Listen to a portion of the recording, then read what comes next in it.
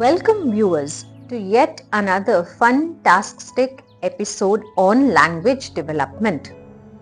सबसे यादगार और अनमोल होते हैं वो पल जब हम अपने बच्चों के मुंह से माँ या मम्मा या पापा पहली बार सुनते हैं। हमें इस बात का पूरा यकीन होता है कि बच्चे यही शब्द पहले बोलेंगे, और क्यों ना हो, पेरेंट्स बच्चों की जिंदगी का एक अहम हिस्सा होते हैं, तो ये शब्द पहले बोलना तो नेचुरल ही है। इसको हम एक इमोशनल रीजन मान सकते हैं। अब इसका हम एक लॉजिकल एक्सप्लेनेशन भी दे सकते हैं।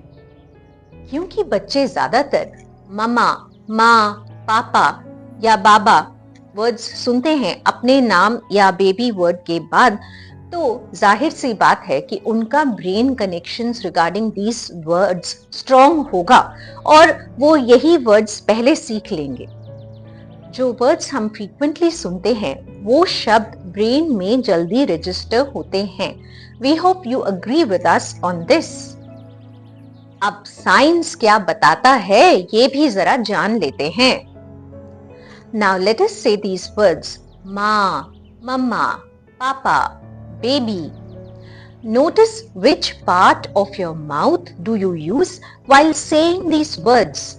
If you observe carefully, you will notice that we use our lips while saying these words. Now let us say these words: Kaka, Dada, Nana. Did you notice which part of the mouth you used while saying these words? We use the deep recesses or inner part of our mouth while saying these words. जो words and sounds हम अपने front portion of the mouth को use करके बोलते हैं, बच्चे उसे clearly देख भी सकते हैं और जल्दी भी सीख लेते हैं, as compared to those words जिनके लिए उनको अपने inner part of the mouth को use करके बोलना पड़ता है।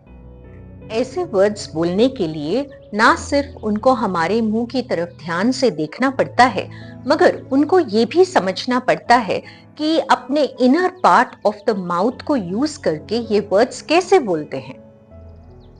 तो उसमें एफर्ट भी ज्यादा लगता है और टाइम भी।